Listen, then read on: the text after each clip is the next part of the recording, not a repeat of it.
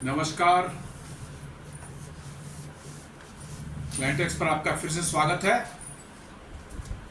और हमेशा की तरह आपसे निवेदन है, प्लांटेक्स को सब्सक्राइब करें, हमारे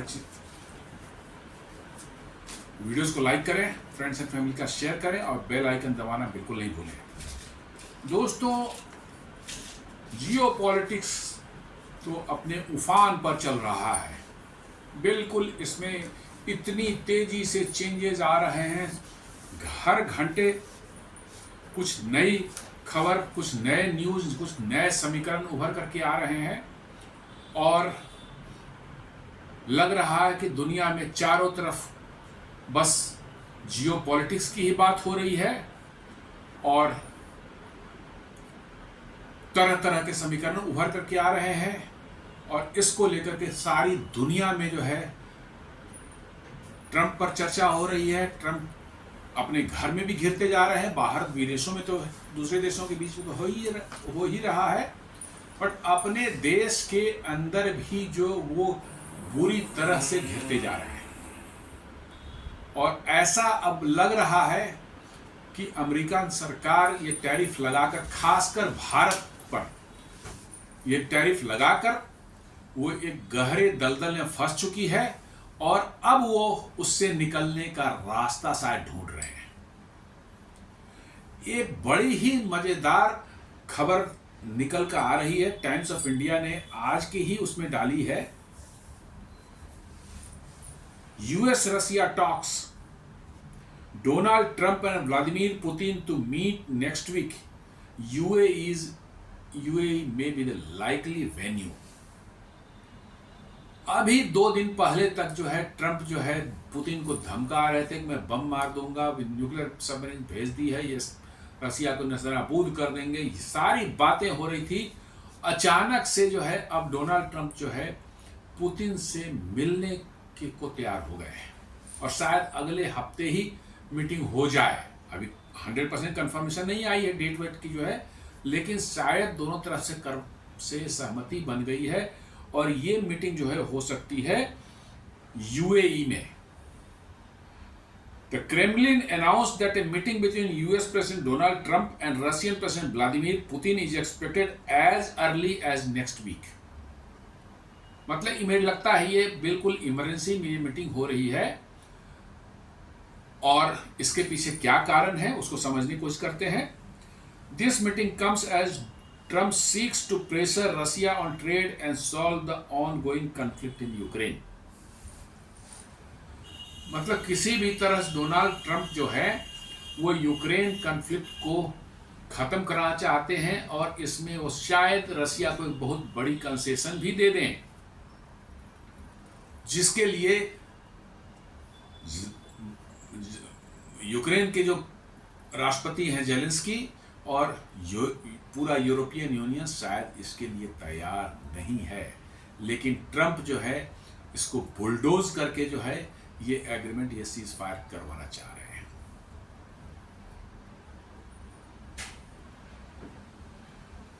हिंदुस्तान टाइम्स ने भी वही न्यूज छापी है। उनका कहना है कि Trump secret offer to Putin leaves Zelensky shocked. Trump ने अभी बात खुलकर सामने नहीं आई, लेकिन सूत्रों से जैसा पता लग रहा है कि शायद ट्रंप ने पुतिन को कुछ ऑफर ऐसा दिया है जिससे जेलेंस्की को बहुत बड़ा शॉक लगने वाला है या लग चुका है। प्रो रसिया डील सेट। क्या ये डील जो होगी प्रो रसिया होगी, इसमें रसिया को बहुत बड़ा एडवांटेज मिलेगा? ये तो जब डील निकल करके आएगी तब पता चलेगा, लेकिन एट प्रेजेंट ऐसा लग रहा है कि रसिया को जो है बहुत बड़ी कंसेशंस या बहुत बड़ी जीत मिलने वाली है इस कॉन्फ्लिक्ट में, और वो क्या हो सकती है वो आगे हम लोग देखने की बात करते हैं। बट मेरे ख्याल से ये बहुत बड़ा एक एंटी क्लाइमैक्स है, पूरे अभी जो दुनिया में चल रही है चीजें उसमें एक बहुत बड़ा एंटी क्लाइमैक्स टाइप का ये आ गया है।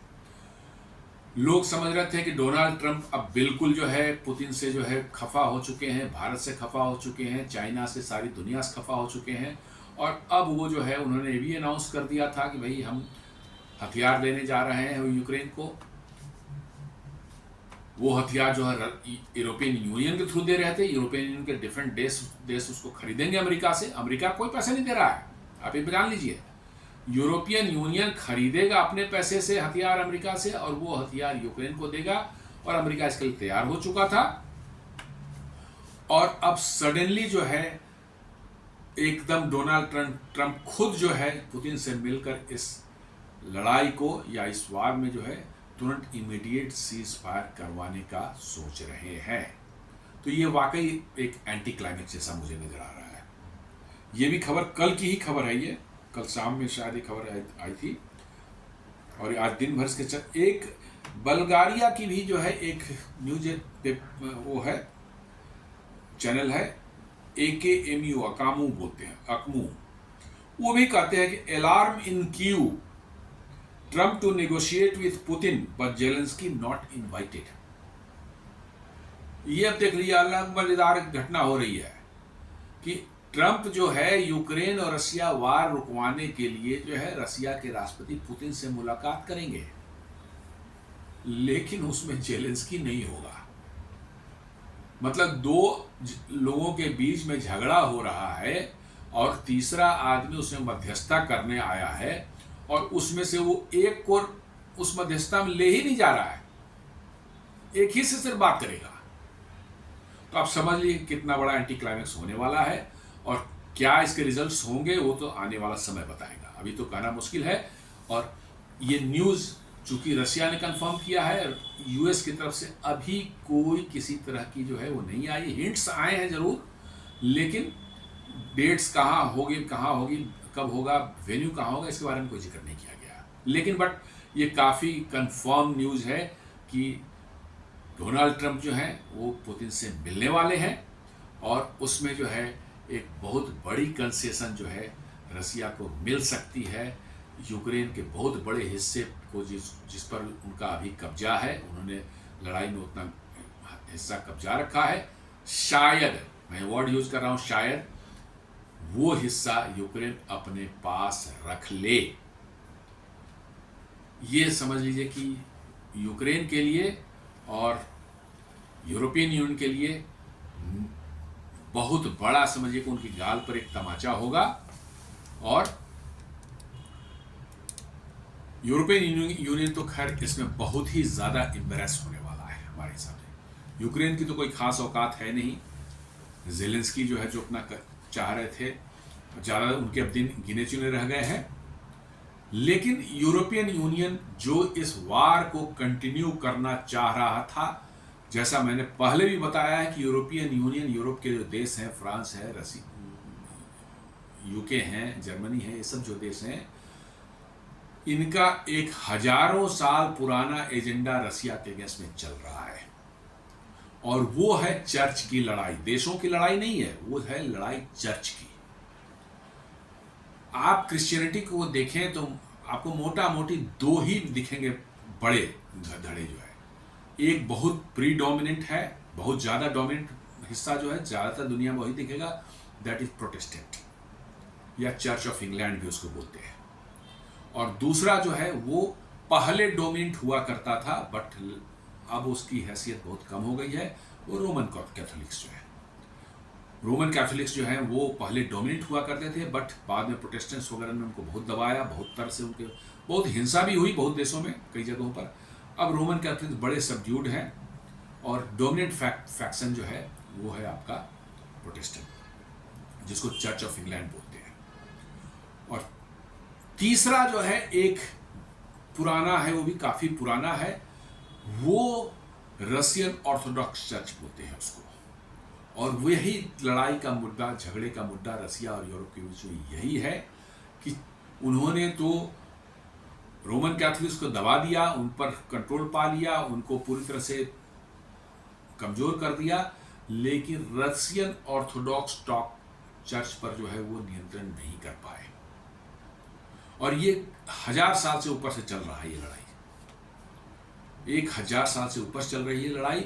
और ये लड़ाई देशों की नहीं है बस, बल्कि बेसिकली ये चर्च की लड़ाई है। और इसको, ये पुराने एजेंडे पर यूरोप किसी न किसी बहाने, किसी न किसी कोई कारण बता करके जो है चाहता है किसी तरह से रसिया को तोड़ा जाए, रसिया के टुकड़े टुकड़े किए जाएं, ताकि उनका वो अनफिनिश्ड एजेंडा जो है किसी तरह से पूरा हो और रशियन ऑर्थोडॉक्स चर्च जो है उनके पूरी तरह से नियंत्रण में आ जाए। यही बस है, खेल है। और यदि डोनाल्ड ट्रंप जैसा सुनने में आ रहा है, जो न्यूज़ निकल करके आ रही है, यदि ये ऐसा कर बैठते हैं पुतिन के साथ मिलकर, तो ये समझिए कि बहुत बड़ा तमाचा होगा यूरोपियन यूनियन के गाल पर। यूक्रेन को तो मैं उसमें रखता ही नहीं हूँ, वो तो एक पॉन जैसा है, एक पपेट जैसा काम कर रहा है। वो तो यूरोपियन यूनियन के कहने पर, अमेरिका के कहने पर ही अब तक लड़ रहा था, और उन्हीं के की सहायता से पैसे भी यूरोपियन यूनियन और अमेरिका के लगे हैं इसमें, और हथियार भी उन्हीं के हैं, सब कुछ उन्हीं का है, इंटेलिजेंस भी उन्हीं का है। यदि ये दोनों हट जाएं, यूरोपियन यूनियन अमेरिका, 2 दिन के अंदर में पुतिन तो पीट पाट करके जो है इसको बराबर कर देंगे यूक्रेन को। यूक्रेन के पास अपना कुछ भी नहीं है, दे कैन नॉट फाइट। जो भी उनके हथियार कुछ हैं भी, वो सब पुराने रशियन ही है, सोवियत यूनियन जमाने के हैं, मॉडर्न कुछ भी नहीं है। अभी कुछ F-16 वगैरह जो है नाटो वगैरह ने उनको दिया है, पुराने F-16 नीदरलैंड या अलग अलग एयरफोर्स की इन्वेंट्री से निकाल कर जो है। अदरवाइज उनके सभी जो MiG-27, MiG-29 यही सब फाइटर्स उनके पास में थे पुराने वाले, उसी से लड़ाई उन्होंने शुरू की थी जब वो लड़ाई शुरू हुई थी। तो इसलिए कहने का ये सेंस है कि इतने 3-3.5 साल तक लड़ाई चली, इतने लोग, हमें लगता है कि 1 मिलियन के आसपास तो मारे गए होंगे, 1 मिलियन नहीं भी तो 5-6 लाख तो जरूर मारे होंगे, 6-7 लाख जरूर मारे गए होंगे इसमें।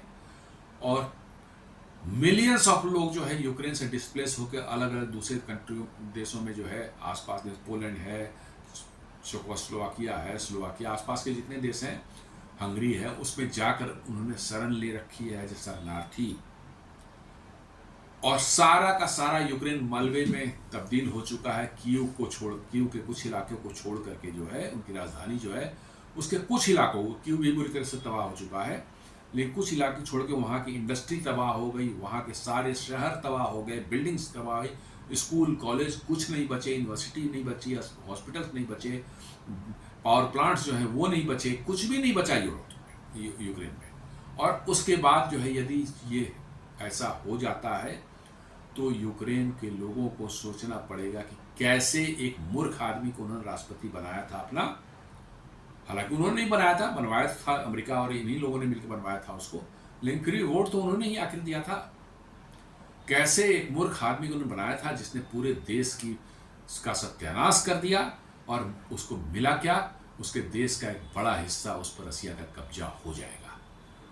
ये बड़े सोचने वाली बात है हर देश के लोगों को के लिए, कि किसी दूसरे देशों के द्वारा जो है उनको जो भड़काया जाता है, उसको उनके दिमाग में जो चीज़ें डाली जाती हैं और जिस तरह से उनको वोट करवाया जाता है या सत्ता परिवर्तन करवाया जाता है, उसके क्या नतीजे निकलते हैं, यूक्रेन उसका एक जीता जागता जो है एग्जाम्पल है।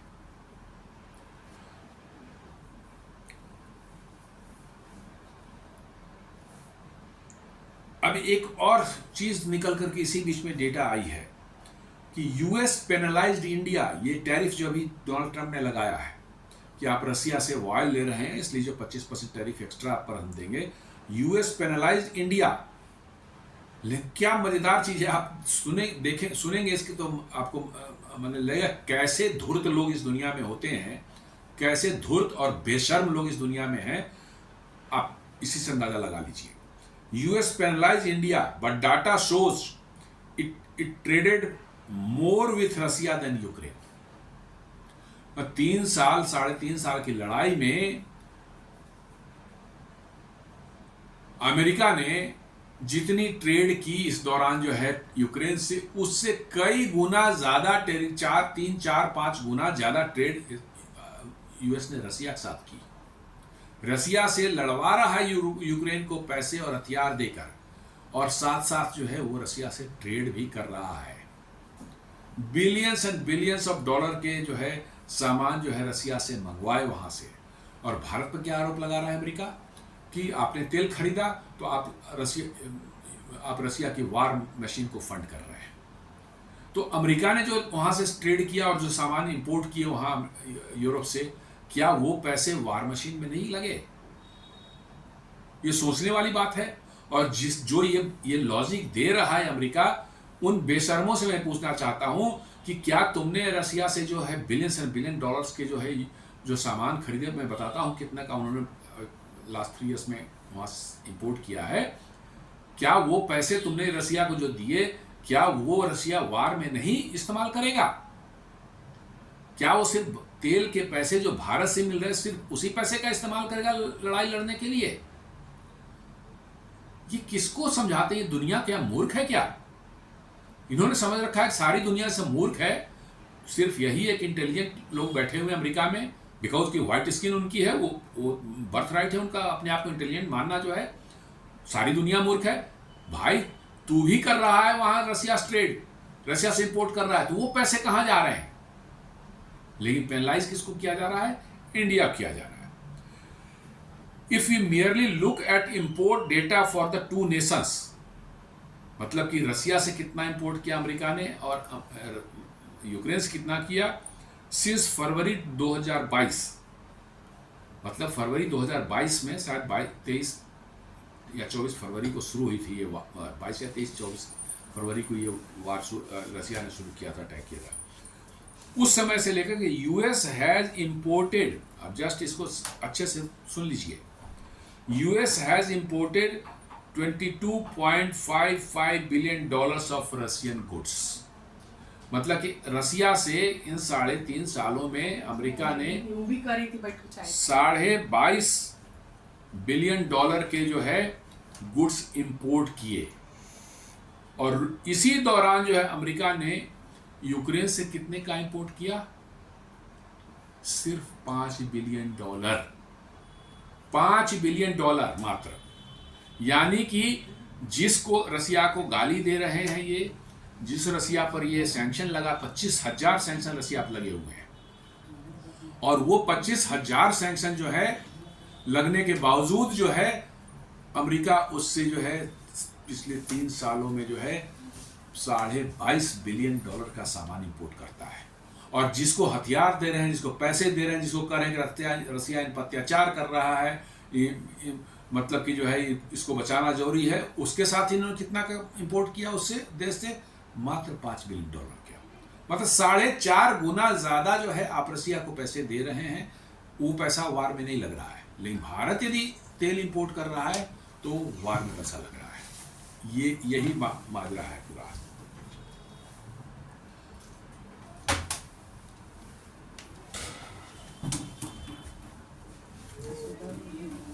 अभी देखा जाए कि हो क्या रहा है। In this deal Putin would be allowed to retain control over territories in eastern and southern Ukraine currently occupied. जो डील होने जा रही है इसमें कहा जा रहा है कि Putin would be allowed to retain control over the territories in eastern and southern Ukraine। मतलब कि जितना अभी उनके कब्जे में है, रसिया के कब्जे में जितना है, जितना एरिया, उसको जो है वो रसिया अपने पास रख लेगा। In return Russia would agree to halt its military operations creating a temporary peace while freezing the war lines. और इसके एवज में जो टेरिटरी उनको दे दी जाएगी, भैया ये रख लीजिए, उनको रखने की परमिशन दे दी जाएगी। उसके एवज में रसिया क्या करेगा? वो तुरंत जो है अपने ऑपरेशन, मिलिट्री ऑपरेशन रोक देगा, और जो लाइन कंट्रोल का है उसको फ्रीज कर दिया जाएगा, और वो टेरिटरी रसिया के पास रहेंगे। अब देख लीजिए कहां से कहां घूमकर जियोपॉलिटिक्स आ गई।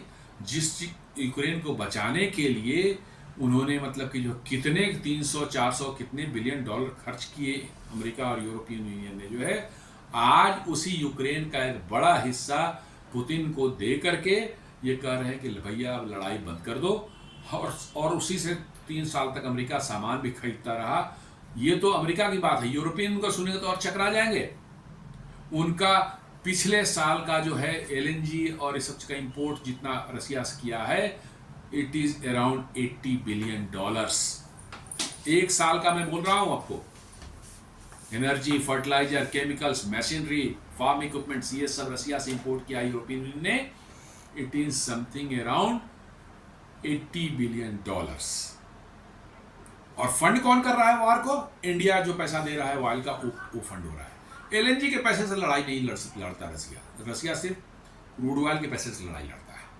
एलएनजी के पैसे से, यूरेनियम के पैसे से, इन पैसों पर तो रसिया हाथ भी नहीं लगाता कि इनका इस्तेमाल करके हम लड़ाई लड़ेंगे। नहीं, और रसिया ये काम नहीं करता।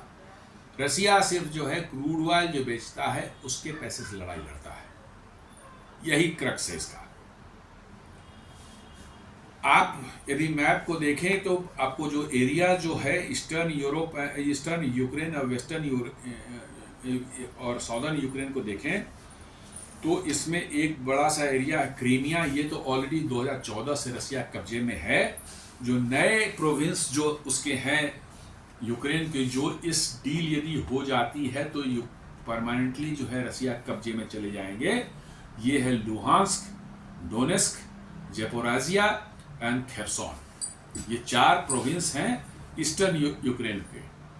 और ये यदि ये डील हो जाती है तो ये हमेशा हमेशा के लिए रसिया में मर्ज हो जाएंगे। और रसिया को एडवांटेज ये है कि इन एरियाज में जो है मेजॉरिटी ऑफ द पॉपुलेशन जो है वो रशियन स्पीकिंग ही है। और ये लड़ाई भी शुरू हुई थी वहीं से। रशियन स्पीकिंग लोगों को जो है, बोलने वाले लोगों को जो है यूक्रेन की तरफ से बहुत ज़्यादा प्रताड़ित करना शुरू कर दिया गया था। ये एक रीजन था। और दूसरा मेन रीजन था, यूक्रेन नाटो में घुसने के लिए बेचैन था, नाटो का मेंबर बनने के लिए।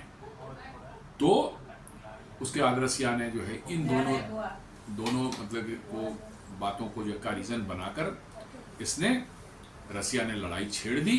और 3.5 साल से लड़ रहा है। दोनों तरफ से लाखों सैनिक भी मारे गए, कई लाख पब्लिक भी मारी गई। पूरा का पूरा यूक्रेन जो है मलबे में तब्दील हो गया। लेकिन ये अभी भी जारी थी। यदि रुक जाता है तो कम से कम एटलीस्ट हम कहते हैं जियोपॉलिटिकल एंगल से यूरोपियन यूनियन की हार हो जाए, रसिया की हार हो जाए, लेकिन कम से कम आगे अब लोग मरने से बच जाएंगे। ये एक बहुत बड़ी चीज होगी। शॉक फॉर जेलेंस्की के लिए बहुत बड़ा शॉक है सुनने के बाद भाई कि डोनाल्ड ट्रंप जो है मिलकर के डील करने जा रहे हैं। The biggest issue, Ukraine was not consulted. Donald Trump ने यूक्रेन से इस पर कंसल्ट करने की भी जरूरत नहीं महसूस की। माने मेरे तरफ से वो बात कर रहे हैं और मुझसे बात भी नहीं की कि भैया मतलब कि हाँ तेरे को क्या चाहिए, हम ये बात करें या वो क्या कंडीशन रखें, कैसा रखें। उन्होंने यूक्रेन से कंसल्ट ही नहीं किया। क्यों? वो बिग डैडी है, वो तो जो बोलेंगे दुनिया को माननी पड़ेगी। और यूक्रेन क्या है उनके सामने? आपने देखा हो कुछ महीने पहले यूक्रेन के राष्ट्रपति को कैसे मीडिया के सामने उन्होंने वहां जलील किया था, व्हाइट हाउस में बिठा करके। तो समझ लीजिए कि आपका जो है यूक्रेन को की तो कोई औकात ही नहीं उनके सामने। तो उन्होंने he didn't bother even to consult Ukraine on this matter. The proposal bypasses Kyiv entirely. Ukraine को पूरी तरह से बाईपास करके ये प्रपोजल बनाया गया है। Effectively treating Ukraine's land as a bargaining chip in US Russia negotiations.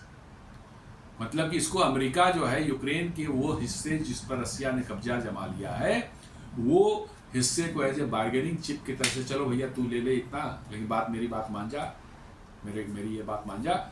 इस तरह से एक बार्गेनिंग चिप की तरह से जो है इस्तेमाल अमेरिका कर रहा है। और इस लड़ाई को रुकवा करके उसके क्या छिपे हुए मोटिव्स क्या है वो तो बाद में चलेगा। यूक्रेन एक्चुअली, अमेरिका भी यूक्रेन को लूटना चाहता है। फोर्सिवली बाहें मरोड़कर, गर्दन दबाकर उन्होंने रेयर अर्थ मिनरल के लिए यूक्रेन से डील कर ली है कि भाई तूने लड़ाई लड़ने के लिए मैं तेरे को इतने पैसे दिए थे, इतने $200 बिलियन दिए, $300 बिलियन दिए थे, इसके बदले में अब तू क्षतिपूर्ति करेगा कि तेरे सारे जो है रेयर अर्थ मिनरल मैं निकालूंगा और ले जाऊंगा। जबकि उन्होंने ही लड़वाया था, नाटो और अमेरिका ने ही मिल करके जो है लड़वाया था इसको, जो हम खड़ा किया था पुतिन के अगेंस्ट में। नहीं तो यूक्रेन की क्या औकात थी रसिया के सामने खड़े होने की। ये नाटो और अमेरिका के ही सपोर्ट पर खड़े हुए थे जेलेंस्की, इन्होंने ही लड़ने के लिए प्रेरित किया कि चलो लड़ जा, हम पैसे देंगे, हथियार देंगे। और वो मूर्ख आदमी था, उसको तो खुद ही लूटना था यूक्रेन को, वो तैयार हो गया। और अब जो है उसको पूरी तरह से बाईपास करके अमेरिका जो है रसिया के साथ जो डील करेगा उसमें उनका लैंड जो है यूक्रेन का वो दे देगा रसिया को, फिर रखो अपने पास। यूक्रेन जो है झुंझुना बचाते हुए रह जाएगा। ये तो है अमेरिका। तो दुनिया वालों देख लो अमेरिका की क्या मतलब कि जो है उसका चरित्र है और क्या उसका कैरेक्टर है। This raises major concern about violation of Ukraine's sovereignty, undermining international law, and encouraging a precedent for forced land grabs. ये जो है एक यदि हो जाता है डील तो लोग कह रहे हैं कि ये यूक्रेन की सॉवरेंटी पर एक बहुत बड़ा डेंट है, उसका पूरी तरह से वायलेट हो रहा है उसकी सॉवरेंटी। देन इंटरनेशनल लॉ को जो है अंडरमाइन किया जा रहा है, उसको पूरी तरह से इग्नोर किया जा रहा है। साथ साथ ये इस तरह से जोर जबरदस्ती से किसी दूसरे देश की जमीन हथियाने क्या जो है एक इनकरेजमेंट मिलेंगे वैसे वैसे देशों कुछ देशों को, ऐसा लोग कह रहे हैं, मीडिया कह रही है और एक्सपर्ट्स लोग बोल रहे हैं। Why is US planning such a move? क्यों आखिर यूएस करना क्यों चाह रहा है? आखिर यूएस को करना क्यों है?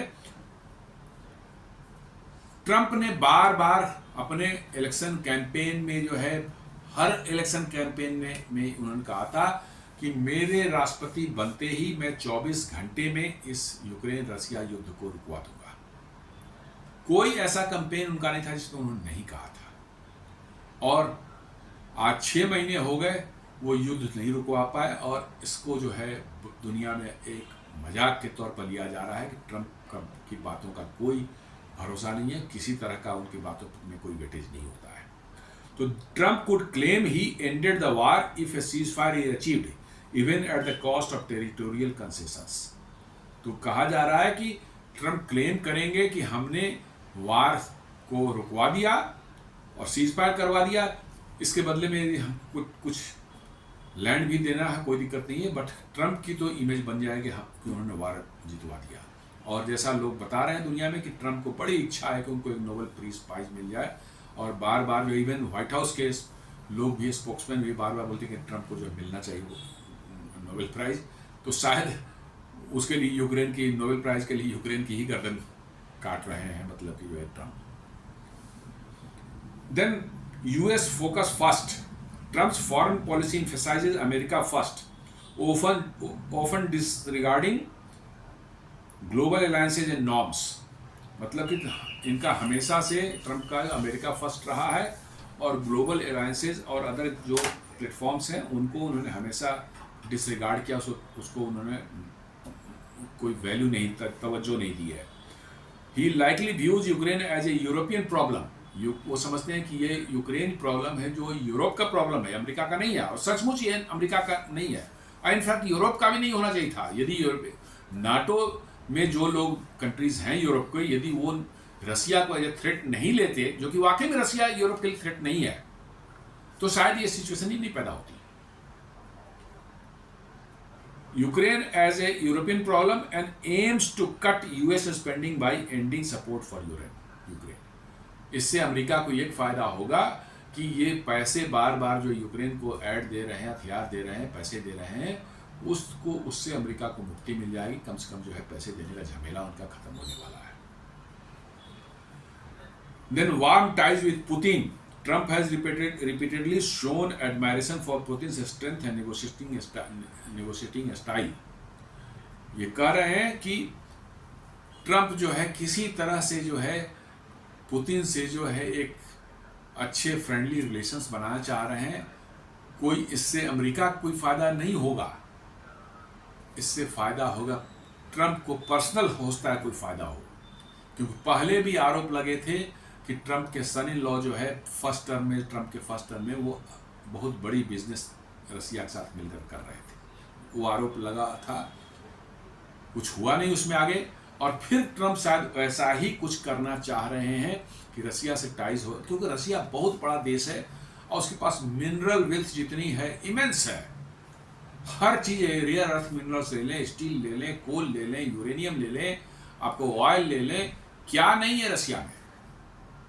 कोई दुनिया की ऐसी मिनरल नहीं है जो रसिया में नहीं मिलती है। और उन्हीं पर शायद ट्रंप की नज़र है कि उनका खानदानी पेशा जो है, बिजनेस जो एम्पायर जो है, वो किसी तरह से रशिया में घुसे और वहाँ से मोटे पैसे कमा सके। ये शायद उनका एक एम हो सकता है। Other reasons, tariff fail flat. Tariff उन्होंने लगाया लेकिन इसका बहुत असर दुनिया में कुछ दिख नहीं रहा है, उल्टे इन्हीं के ऊपर पड़ रहा है। आज ही मैं एक वीडियो देख रहा था जहां वहां की कांग्रेस कमेटी, जैसे अपने पार्लियामेंट्री अफेयर्स कमेटी होती है ना, बहुत सी कमिटीज बनती है पार्लियामेंट की जो है, उसी तरह से वहाँ के कांग्रेसल कमेटी जो है वहाँ के किसी डिपार्टमेंट, शायद कॉमर्स डिपार्टमेंट सेक्रेटरी होंगे, उनसे क्वेश्चन कर रही है। और उसमें जो बैठे हुए हैं कांग्रेस के मेंबर जो हैं, वो पूछ रहे हैं उस सेक्रेटरी से कि मिस्टर सेक्रेटरी, आप मुझे बताएं कि ये टैरिफ कौन पे करेगा। मैं टैरिफ में जो पैसा देना है वो किसके पॉकेट से जाने वाला है। और वो सेक्रेटरी के मुंह से आवाज ही नहीं है, this that sir, complicated matter, okay I will see it. मैंने उसको समझ नहीं, क्योंकि इसका जवाब सिंपल है कि टैरिफ जो है अल्टीमेटली अमेरिका का कंज्यूमर पे करेगा, अमेरिका का कंज्यूमर पे करेगा। लेकिन उनके मुंह से जवाब नहीं निकल रहा था, उनकी हलक जबान जो है हलक में अटक गई थी सेक्रेटरी की। और उस कांग्रेस के मेंबर्स ने जो है उन्होंने साफ कहा कि मिस्टर सेक्रेटरी, आप इसका जवाब नहीं दे सकते, इसका सब इतना जो 5 मिनट से जो आप दाएं बाएं बोल रहे हैं उसका कोई मतलब नहीं। इसका एक लाइन जवाब है कि ये टैरिफ जो है कंज्यूमर अपने पॉकेट से देगा। एक दूसरी एक लेडी थी, वो भी कांग्रेस मेंबर हैं, वो एक केला हाथ में लेकर के आई थी। वो पूछे थे कि मिस्टर सेक्रेटरी, ये केले का पर जो टैक्स लगेगा इसको कौन पे करेगा। फिर वही जवाब, वो कह रहे कि इस केले का पहले ये केला जो मिलता था उस पर 9% बढ़ गया इसका प्राइस। क्यों बढ़ गया है? आफ्टर ऑल मैं ये केला खरीद रही हूं तो मैं ही तो दे रही हूं उसका प्राइस। तो ultimately tariff will be paid by the American consumers. तो ये इस तरह से वहां हो रही है, बड़ा हल्ला हंगामा चल रहा है, कोर्ट में भी केस चल रहा है। लगता है कि डोनाल्ड ट्रंप का जो है ये जो टैरिफ वाला मामला जो है कहीं उनके गले की फांस न बन जाए। तो ये एक है, टैरिफ वाला मामला काम नहीं किया। तो अब एक दूसरा उन्होंने शगुफा छोड़ा है यूक्रेन वार रुकवाने का। इंडिया को threatening India didn't work, India को डराने और धमकाने काम नहीं किया उनका। Putin outrightly refuse to sit on the same table as Zelensky. अभी कुछ महीने पहले इस्तांबुल में जो है कुछ नेगोशिएशन रसिया और उसमें चला, तो पुतिन ने साफ कर दिया कि जहां जेलेंस्की बैठेगा वहां मैं नहीं बैठने वाला उस टेबल पर। तो ट्रंप जो कह रहे हैं ठीक है मैं आता हूं, मैं मेरे से बात कर लो।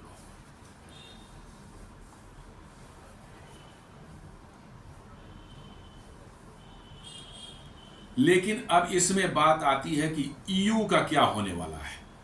ईयू जो है इस मामले का सबसे बड़ा खिलाड़ी और सबसे जो पुराना खिलाड़ी जो कि रसिया से स्कोर करता है, उसका क्या होने वाला है।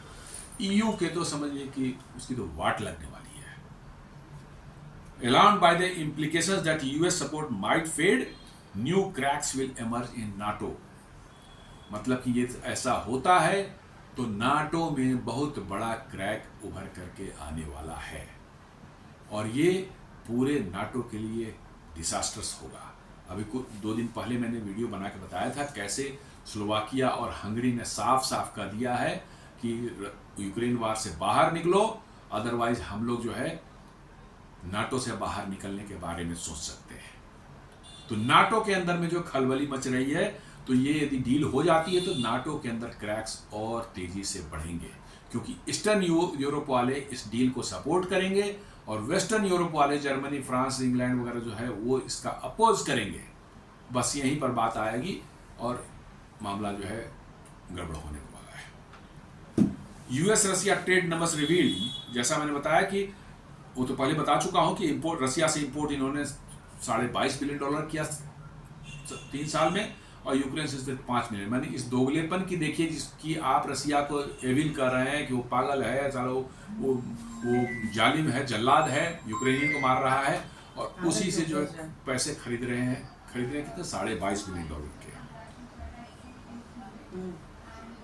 इनफैक्ट आप देखेंगे तो यूक्रेन से इंडिया ने अच्छा खासा खरीदा है इस दौरान, जो है इंपोर्ट किया है। इस साल 2025 में आप देखेंगे तो इंडिया ने जो है, अमेरिका ने $769 मिलियन का खरीदा है। अमेरिका ने इस साल तो $1.036 मिलियन का सामान खरीदा यूक्रेन से। देख लीजिए, मैंने यूक्रेन को भारत सपोर्ट कर रहा है ज़्यादा। उसके पहले सालों में भी अमेरिका ने थोड़ा ज़्यादा खरीदे हैं उससे, यूक्रेन से, बट हमने हर साल 2024 में $539 मिलियन के खरीदे थे। 2023 में $650 मिलियन खरीदे थे। 2021-22 में भी $2.912 बिलियन, $3 बिलियन खरीद। मतलब यूक्रेन को हम फंड कर रहे हैं, अमेरिका उससे तो कम खरीद रहा है, रसिया ज्यादा खरीद रहा है। और आरोप क्या लग रहा है कि साहब आप तेल खरीद करके जो है यूक्रेन वार को, रसिया के वार मशीन को फंड कर रहे हैं। ये है अमेरिका का दोगला चरित्र।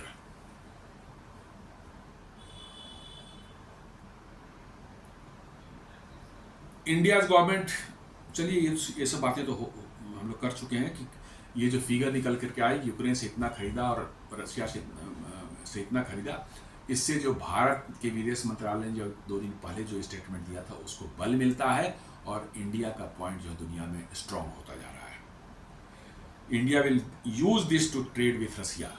इस डेटा को लेकर के इंडिया कहेगा कि आप अपने घर में रहिए, आप भी खरीद रहे हैं, हम भी खरीद रहे हैं, आप दूसरी चीज खरीद रहे हैं, हम दूसरी चीज खरीद दोनों रहे हैं। India will challenge sanctions on tariff and diplomatically. इस डेटा को लेकर के इंडिया जो है अब इसको वर्ल्ड फोरम पर जो है उनको चैलेंज कर सकता है। तो दोस्तों ये एक छोटा सा विश्लेषण था। डोनाल्ड ट्रंप जो है पुतिन से मिलने का प्लान बना चुके हैं। उस पर उम्मीद करता हूं कि ये विश्लेषण आपको पसंद आया होगा, और आपसे उम्मीद करता हूं कि हमारे वीडियोस को लाइक करेंगे, फ्रेंड्स एंड फैमिली के साथ शेयर करेंगे, हमारे चैनल को सब्सक्राइब करें और बेल आइकन दबाना बिल्कुल नहीं भूलें। धन्यवाद।